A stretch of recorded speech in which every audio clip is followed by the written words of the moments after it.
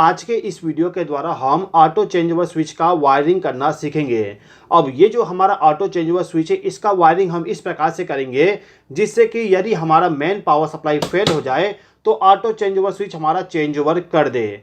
इसी प्रकार से पावर सप्लाई के दोबारा आने के बाद ऑटो चेंज ओवर स्विच हमारा चेंज ओवर कर देगा। तो किस प्रकार से auto change over switch work करता है और किस प्रकार से हम इसका वायरिंग करेंगे, पूरा चीज़ें इस वीडियो के माध्यम से सीखने वाले हैं। तो चलिए दोस्तों वीडियो को स्टार्ट करते हैं। दोस्तों, यदि आपके घर में, ऑफिस में या फिर कंपनी में दो अलग अलग पावर सप्लाई का इस्तेमाल किया जाता है। अब इन दोनों पावर सप्लाई में से एक पावर सप्लाई आपका मेन पावर सप्लाई हो गया और जो आपका दूसरा पावर सप्लाई है ये पावर सप्लाई आपका जनरेटर, यूपीएस, इन्वर्टर या फिर सोलर पैनल का पावर सप्लाई हो सकता है। मान लीजिए कि अभी के टाइम पर आपके घर में मेन पावर सप्लाई के द्वारा पावर सप्लाई प्रोवाइड किया जा रहा है। अब यदि आपका मेन पावर सप्लाई फेल हो जाता है तो उस कंडीशन में आपका जो दूसरा पावर सप्लाई है उस पावर सप्लाई का इस्तेमाल करना पड़ेगा, यानी कि इसको आपको ऑन करना पड़ेगा। अभी मैंने यहाँ पर एमसीबी का इस्तेमाल किया हूँ, इसीलिए मुझे यहाँ पर मैनुअली चेंज ओवर करना पड़ रहा है। लेकिन यदि आप चाहते हो कि आपका जो चेंज ओवर है वो ऑटोमेटिकली हो जाए तो उस कंडीशन में आपको ऑटो चेंज ओवर स्विच का इस्तेमाल करना पड़ेगा। ये जो आप डिवाइस देख रहे हो इसको हम ऑटो चेंज ओवर स्विच या फिर एटीएस भी कहते हैं। अब यहाँ पे जो मेरे पास में ऑटो चेंज ओवर स्विच है, इस ऑटो चेंज ओवर स्विच को सीएनसी कंपनी के द्वारा बनाया गया है और इस ऑटो चेंज ओवर स्विच का मॉडल नंबर आप यहाँ पर देख सकते हो। अभी के टाइम पर मेरे पास में जो ऑटो चेंज ओवर स्विच है ये चेंज ओवर स्विच हमारा सिंगल फेस वाली है। 3 फेस वाली ऑटो चेंज ओवर स्विच का भी वायरिंग सेम तरीके से होगा, केवल वहां पर 3 फेस का वायरिंग किया जाएगा और इस ऑटो चेंज ओवर स्विच में सिंगल फेस का वायरिंग किया जाएगा।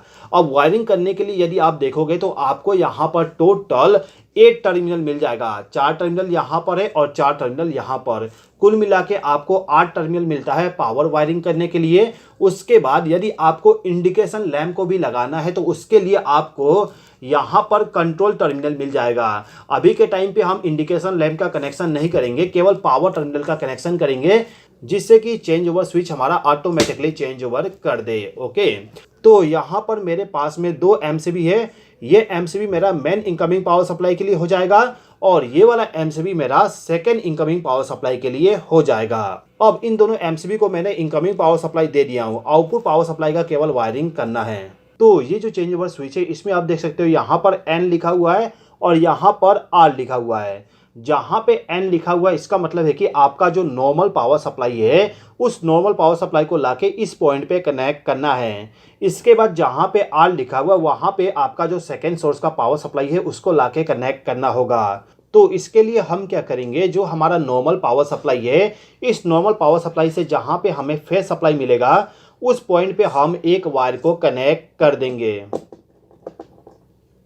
अब इस वायर का जो दूसरा सिरा होगा इसको ले जाके यहाँ पे जो ए लिखा हुआ है इस पॉइंट पे हम फेस सप्लाई को प्रोवाइड कर देंगे इस प्रकार से।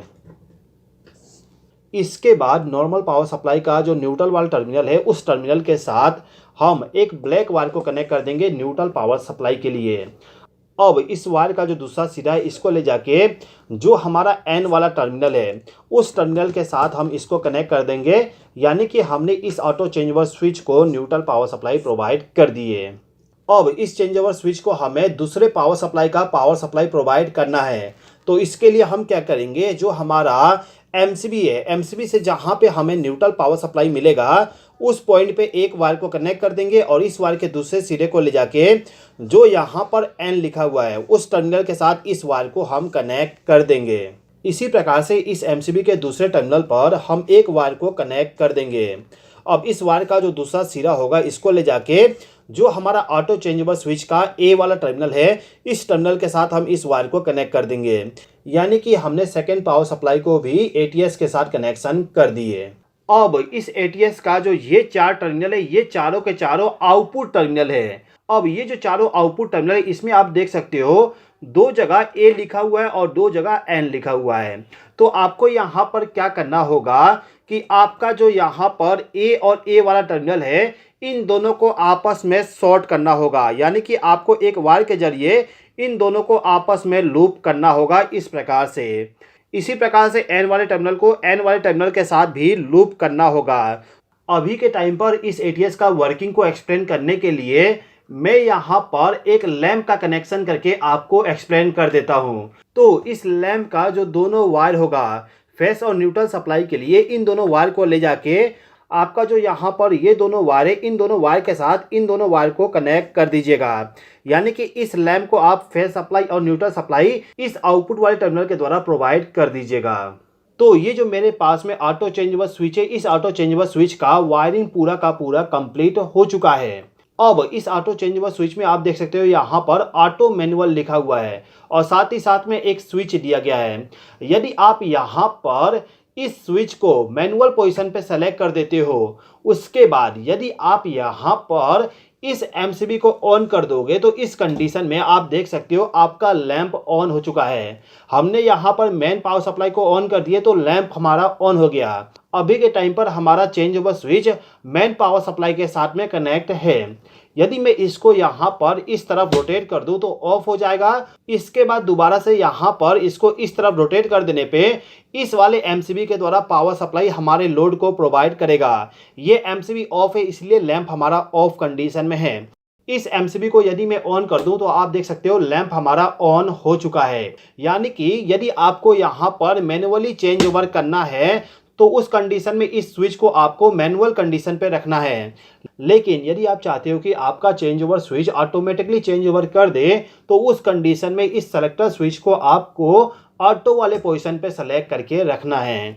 अब यदि मैं इस मेन पावर सप्लाई को फेल कर दूं तो इस कंडीशन में ऑटो चेंज ओवर स्विच हमारा चेंज ओवर कर देगा। आपने देखा यहाँ पर चेंज ओवर हो चुका है। एक बार और देखिए, ये जो हमारा चेंज ओवर स्विच है अब इस तरफ चला जाएगा जब मैं पावर सप्लाई को दोबारा ऑन करूंगा। जैसे कि आप देख सकते हो यहाँ पर चेंज ओवर ऑटोमेटिकली हो रहा है। तो यदि आप ऑटो चेंज ओवर स्विच के द्वारा डायरेक्टली किसी जनरेटर को चालू करना चाहते हो तो उस कंडीशन में किस प्रकार से हम वायरिंग करेंगे उसको यदि आप सीखना चाहते हो तो इस राइट वाले वीडियो पे क्लिक करके उस वीडियो को देख लीजिए। उस वीडियो में पूरा डिटेल एक्सप्लेन किया गया है।